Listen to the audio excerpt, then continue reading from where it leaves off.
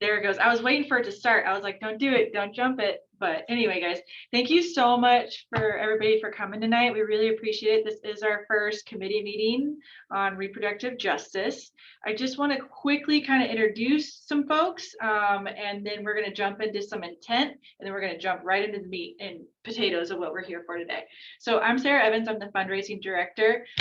My co-person today is Laura Campbell. We've also got our co-executive directors, Jerry Burton and Sue Birch, and we've got Madam President Samantha Glover, who is also a board member. We have Lenore also, who is our secretary. So those are our Nevada board members. Oh, we have Madalena as well. Oh, Madalena's here. Yeah, I'm sorry, she's just driving. I'm sorry, Madalena, I love you. So the next thing I just want to go over the intent and the purpose of these meetings is to educate as many people as possible how to get involved, what bills are coming up, what bills that we're following, and just provide any kind of support for people who might just be first stepping on to this. Like, they know that they want reproductive justice on the forefront, but how do we communicate with our legislators to make sure that they're voting the way their constituents want them to? So I'm just going to quickly kind of share my screen really quick about our agenda. That is, again, we just went into introductions and intent. I'm going to be talking about how to find out who your legislator is, and then we're going to quickly look at how to write your legislator an email. Then Laura's going to jump on to talk about some bills that we're really closely following. And thank you for NARAL's support. Taiwan is also going to be talking about any additional information. We've also got Macy from Wild West, who will be giving us a little bit of an update. And then we're going to end on how to remain active with Nevada Now. So first and foremost, how to find out who your legislator is. Oops, there it goes. Good. Sorry, guys. You'd think that was the first time I've ever done Zoom before. There is a website of how you can find your legislator, and I'm going to put it in the chat right now.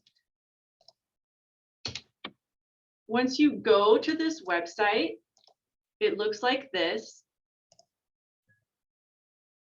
and you can click on Find Address or Place.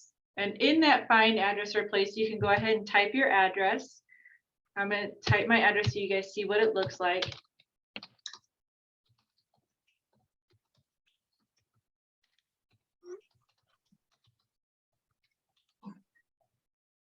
There it goes. And as you guys can see over here on the left-hand side of the screen, you'll see everybody that represents me.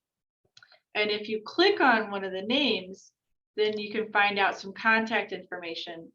Well, this one clicked on this first, but eventually you can go contact us. It'll go to the website. That's where you can find out the email information, or you can type it in. So next, I want to talk about the email that you're going to be drafting to your legislator in regards to different legislation that's important to you. You always want to start off with your name, obviously, but it is something that people forget sometimes. It's also important to put your address on there, so then that way your legislator knows that you are a constituent. You want to talk immediately right off the bat what bills that you're there to support. And then you want to get into a personal story of why this bill is so important to you. People can read things all day, every day, but if you don't put that personal touch on something, it doesn't draw your audience in. So you really want to say, like, this is important to me because of, I've experienced some hardships, and this is how I was able to overcome it. That really, that personal touch is imperative to make sure that they understand just why it's important to you. Next, you want to also reaffirm that you are a constituent. So I would ask as your constituent, because you have to make it an ask right here. I would ask that you please support this important piece of legislation. You can rephrase that ask however you see fit, but you really should have an ask at the end. The next is just a thank you for your time, just putting a nice thank you, if you need any other additional information. You can put your contact information there too. So that's just kind of a brief overview of how to draft an email. Of course, like if you start to struggle at any means, like that's why Laura and I are here. Like feel free to reach out to us at any time, and we'd be happy to kind of walk you through these steps a little bit more, or help you draft the language. People get really nervous about language, but it's not so much about language as it is you're emailing your legislator, and that's what matters to them. The fact that you're reaching out means more than anything. So that's just kind of a quick overview. Now I'm going to let Laura dive into what we are talking about when we're saying SJR 7 and SB 131. Sarah, if you want to go to the SB 131 slide, that's the one I'm going to talk to you about first. Hello, everyone. I'm Laura. I will be talking about the two bills that we are asking you to email your assembly person about. So we have Senate Bill 131, which would, that's my fancy graphic, Madalena, if you can see it from the freeway.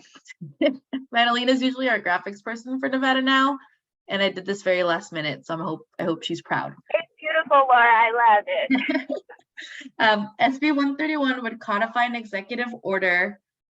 Macy caught me. Yes, Canva Pro for the win on my phone. SB 131 would codify an executive order issued by Governor Sisolak last June after the Supreme Court ruled to overturn Roe v. Wade, establishing the right to an abortion. The bill seeks legal protections for our state, our out-of-state patients and abortion providers, protecting them from any legal actions in states where it could be illegal. So this was introduced by the Senate Majority Leader Nicole Canizaro, and it's already passed in the Senate. So now it should be voted on the Assembly sometime next month. So as part of our ask is you email your Assembly person and tell them that you would love for them to vote yes on SB 131. So it could go to the governor's desk, so it could pass, go to the governor's desk, and hopefully Lombardo would sign. And Taiwan, do you want to speak on 131 at all?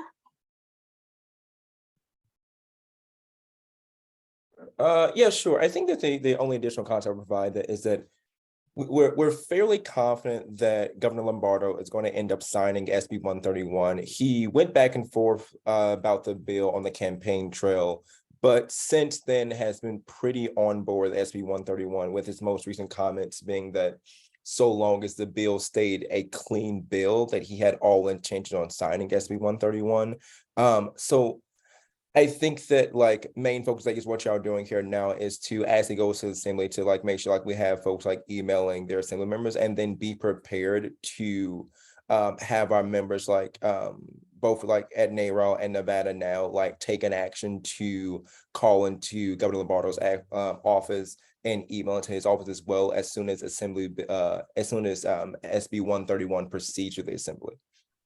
Yeah, and we'll make sure as soon as it passes through the assembly, which it will, not worried about that. We just want to be 100% sure that we'll put out an action and remind everyone to call Lombardo's office, and we'll get the information that we need so that we can call and we can bombard his desk. So he has to listen to people of Nevada. The next is Senate Joint Resolution 7, which is probably the coolest thing ever, and it would make Nevada the abortion state of the country, I like to say. You can go to the next slide. So this would not need a signature from Lombardo. This proposes to amend the Nevada Constitution to establish certain rights relating to reproductive health. So it's a proposed constitutional amendment that would enshrine protections for abortion and all forms of reproductive health care, including birth control, prenatal care, childbirth, postpartum care, vasectomy, tubal ligation, miscarriage, management, and infertility care. The bill would need to pass in the legislature in 2023 and 2025 because they only meet every 2 years. And then it would go on the ballot in 2026. It's like SB 131, SJR 7 has already passed in the Senate and it's going to go to the Assembly. So our other ask, like in the email, it says to also have our ask your Assembly person to vote yes on SJR 7 so that it can be done with for the legislative session. And then we can move on. We can go back to it in 2025 have it passed again so that it's on the ballot in 2026, and then change the Constitution so the rights to protection for abortion, all forms of reproductive care will outlive all of us for every Nevadan.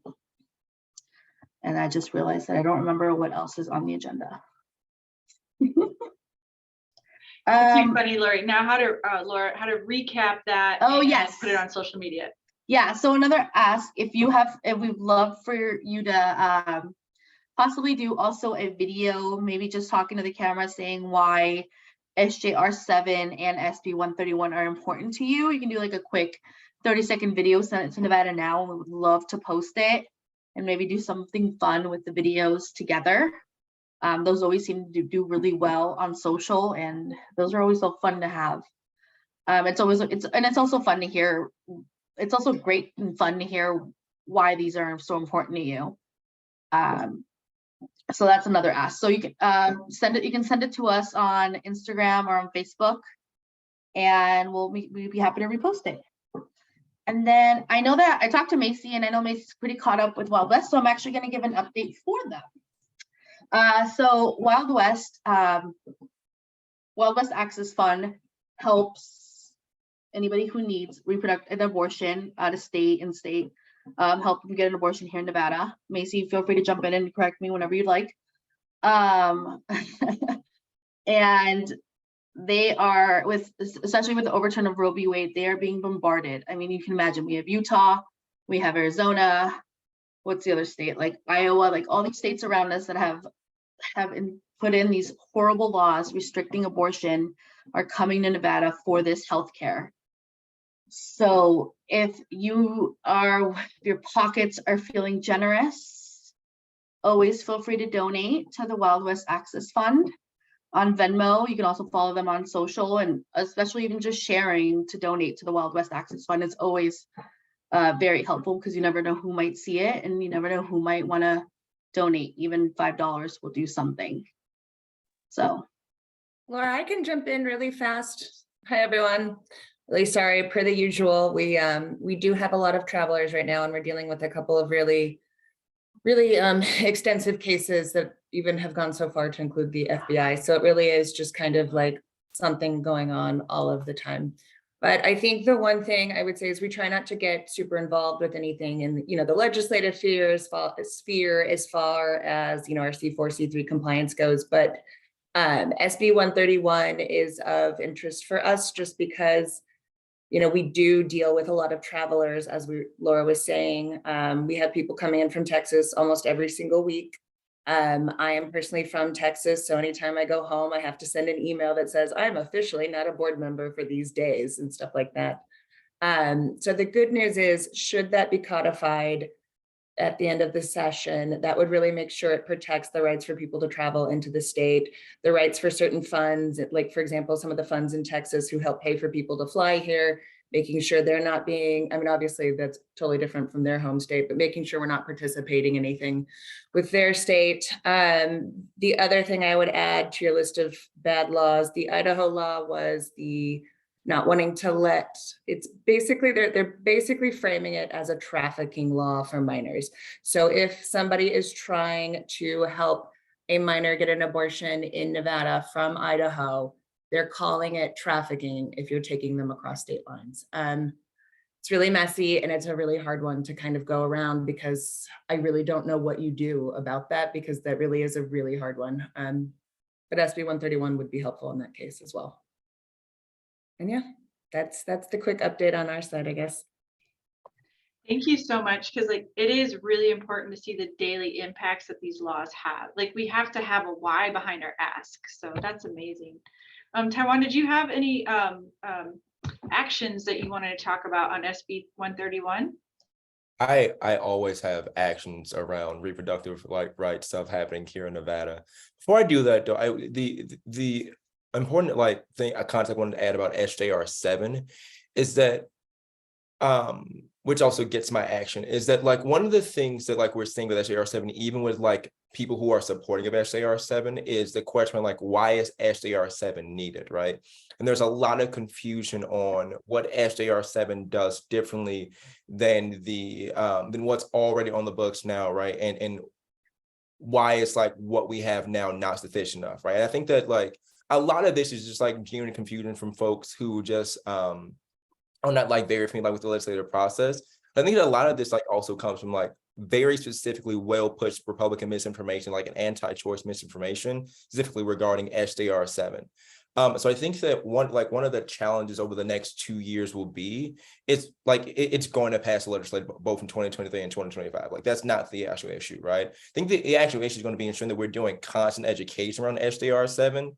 And I've had at least 5 conversations with folks, some of them were even at lobby day supporting SJR7, who were still wondering like why it was necessary. So I think that like we need to do like a lot of education around what SJR7 does, how it differs from like what's currently in the books now, and like why it's so important. So on May 11th, we're taking our typical action council space for NARAL and doing an SJR7 teach-in. And we're gonna try and like make it fun. So what we do is we'll start off with like a bingo game, and folks just have like a personalized bingo card of fun facts, misinformation about SJR7, and then see like who can like complete their bingo card the quickest, talk about, do the actual teaching, show folks what spaces they miss, so that way it's not like a super just heavy space. But like I think that as just the main thing that I've identified is that there's going to be a lot of education needed, not just for folks who are unfamiliar and like who aren't in this space in general, like even for the folks who are in this space, like we're going to have to do the education, ensure that they understand that SJR7 is actually like really crucial for us and does differ from what we have in the books now. So give me 1 second to drop that link, and then I will talk about the action surrounding SB 131. So yeah, I mean, we did pass the Trust Nevada Women's Act in what, 1990, I think that's what it was. And abortion is legal up to a certain time, up to a certain amount of weeks, but that can be changed by a vote of the people. Like we can easily get a red assembly and a red Senate, and then that could easily be overturned. If we change the Constitution, it's way harder to change that, if even. And that is really the big difference, is that abortion and reproductive health will be protected pretty much permanently. And I think there's more to it too, also, since it touches on trans rights and like transgender affirming care and other maternal pieces that I'm blanking on 100% right now. But Miscarriage, yeah, you're right. The miscarriage management stuff is like really there. Thank you. To extend to protect things like IVF, which we know that like right after like Roe was overturned, like IVF got immediately like came into question. And even just like terminating like if you like have a stillborn like baby, like even like terminating those are like becoming like really serious. So know that like SJR7 like is really crucial and is significantly like different from what like we have in the books now. I think that it's just a matter of like explaining that to folks. And also, Sue, your point is 100% right, that like this isn't like I was wronger, like this isn't a lot for 2025 if we don't keep the majority in the Senate and the Assembly. So like it's important to like also like let folks know that like that's also like a crucial piece. As we're leaving 2023, it feels great now. We'll be able to like use the energy to like to motivate folks, but like we will have to like, this will be like a great turnout mechanism as we get close like to the 2025 election, right? It's like, hey, like we have to maintain this majority if we want to actually pass SJR7 a second time, or all the work we did leading up to this was for naught. So Sue, really great point. Thank you for catching my misspeaking earlier. And also one last thing, this kind of made me think of a conversation I had with a family member today. And she was talking to me about how she lives in Illinois now, but her and her husband are want to start a family in the next few years, but their plans of moving to Georgia are scrapped because she goes, I'm scared that if I get pregnant and I have a miscarriage, I might bleed out and die because they won't take care of me. And she's like, thinking of moving to Nevada but I want to be close to family. So, I mean, I think at the end of the day, it's family planning, and that's what I like to think of this Senate Joint Resolution 7 as family planning, whether it's a vasectomy, whether it's gender affirming care, because that's part like that's family planning too. Vasectomy, IVF, well, I mean, everything that it involves in this bill. Yeah, well said. And Taiwan, what was the SB 131 action that you've got going on? Gotcha. So we want to host a postcarding party to folks where we just like write out some postcards that we have left over from lobby day. It's like actually it's like very generic language, so like it works for this, but just asking folks to either email, call, or show up to testify for SB 131 once it goes to the assembly. And so would love to like co-host that with y'all. And like if we like need to split the cost of like of a space to host the event. But we'd really love to show the joint power of both our organizations to really send out as many postcards as possible to folks who across the entire state, so that way we can really have a good showing both in Carson City in person and also at the Grant Sawyer building. I'll be in Vegas, so I'll be able to help folks out at the Grant Sawyer building, and then Caroline will be up in Carson City, so we'll have two folks being able to anchor testimony support. And then I'm always willing to, whether it's around SB 131 or SJR, specifically with SJR 7, if like y'all want to do like another training for like other members who like, how do I talk about SJR 7, right? And really like help hit on some of those points that Laura talked about like, actually this is about family planning. It's like, how do you like phrase the conversation with those more like moderate, like people in your family, people that you know? I think that I led a training on how to talk with anti-choice folks about SJR 7, like, and how to lobby. And I think that language can really be used to like talk with like more moderate folks as well. So anytime y'all want to host something similar to that, more than willing to hop on a Zoom meeting. If you want to do it in person, like hop to a coffee shop to help out with that as well. You're amazing. That sounds Thank great. you so much. Yeah. Yeah, Thanks, I'm Sarah. super We're like, excited. yeah, that sounds great. That's the plan. So Right. And we actually enjoy postcard parties. We had a whole bunch for the ERA. So anytime I got my pin, I'm down. All right. Now, does anyone, sorry, were Laura, you go gonna ahead. do the same thing I was gonna say? Does anyone have any questions? Feel free to raise your hand, whether it's on the email or either one of the bills or whatnot. Because if you don't, that means we did a really good job, and I'll take that as a win. Absolutely. And I was hoping, I was letting Sarah know, I was hoping Samantha would update us again on the ERA. We did it before we started the recording, and there's an action that can be taken and tie that to what we're doing with reproductive rights, Samantha. Absolutely. So the Equal Rights Amendment is the proposed 28th Amendment to the United States Constitution that was written 100 years ago this year. It's only 24 words that would essentially codify the right to an abortion, protect trans affirming care for everybody, strengthen Title IX. It provides a standard of beyond strict scrutiny for basically gender equality in the United States. And unfortunately, there's been some discussion about an arbitrary deadline that was proposed when it was in the preamble of the amendment when it was initially written. And the Senate is voting this Thursday on Senate Joint Resolution 4 that would remove the deadline from the amendment. And so it is scheduled on the floor for Thursday in the Senate, and we need everybody to talk to your senators if you're in Nevada, or other senators as well, on behalf of just like being an equal rights advocate, because this is really essential to bringing back the conversation about the ERA and making sure that the ERA is a policy solution, that Democrats who have quietly supported the ERA in the past are being very outward and loud and outspoken in social media and in their own respective platforms, to make sure that we're framing the Equal Rights Amendment as a policy solution, because it is our solution to codifying abortion rights and all these things we're talking about in Nevada. These rights shouldn't depend on us living in the best state in the entire country, and also protect everybody else across the country. And SJR 4 is like an incredible step towards that. Yet we know we don't have the votes for it to pass the 60 vote threshold in the Senate. But nonetheless, it's so important that this vote is happening because it's pushing this conversation, it's forcing people to discuss it. And we also get a really good check on who's voting against equality, and keeping that in mind moving forward to the next cycle of elections, as well as putting pressure on elected officials who are voting no on SJ4, because it is simply like a vote against 24 words of equality.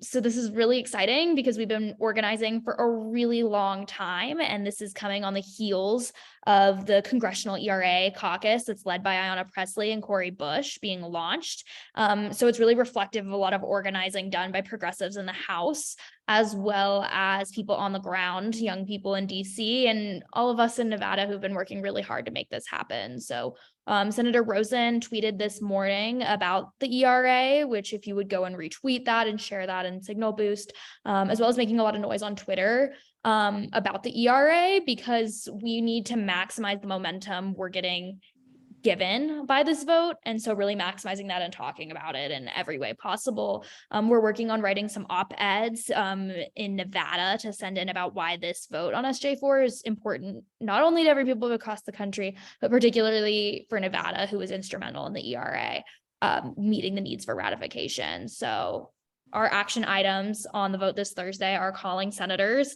and asking them to not only vote yes, but also to be vocal about their support. To show up in DC if you're available or you know anyone. There are 2 direct actions taking place organized by Generation Ratify, which you can see on their Instagram, both Wednesday evening and Thursday during the vote. And to organize in your own community. So writing op-eds and taking actions that you know how. But yeah, really, really big deal. It's the first time the Senate is voting on the ERA in several years. So yeah. And then Samantha, that petition I sent you, that's one that Hunter College students were doing. Did you want to share that? Yeah, I'll put that in the chat, and I'm sure it will go out later as well. But this is a really awesome petition that just launched. What was it, yesterday, Jerry? I think so. Yeah. Carolyn Maloney is now the New York, New York Now president. And so she is the one who's spearheading this with the students at the college. So That's so awesome. I cannot wait for Thursday. This is going to be incredible. And like Samantha said, just getting the legislators to be vocal is very, very important, because that seems to be a big struggle. So, well, guys, if you want to stay active and remain in the know of all of this wonderful information that we just shared, there's a couple different ways. You can sign up to become a Now member, and you will also receive our email updates where we talk about the different pieces of legislation that are moving forward for the week. We can also join you to our Slack group. Our Slack group is really amazing. Thank you, Sue, for always putting out that information timely. And it walks through what's going on in the week and how you can follow along with links and stuff. So you can go watch the hearings as well. And we'd really love to see you at our next committee meeting as well. So we're going to try and start doing this on a monthly basis, or at least going back and watching the video when we post it on our social media. So those are the ways that you can remain active. We really appreciate your time. And thank you guys again so much for attending. Laura, was there anything else that I might have missed there in the recap? No, I think you got everything. Make sure to follow us on social. Follow us on Instagram, on Twitter, and Facebook. And then email info@nevadanow.org if you want to join the Slack or to learn how to join Nevada Now. Well, thanks again, guys. I'm going to stop the recording. So have a great night.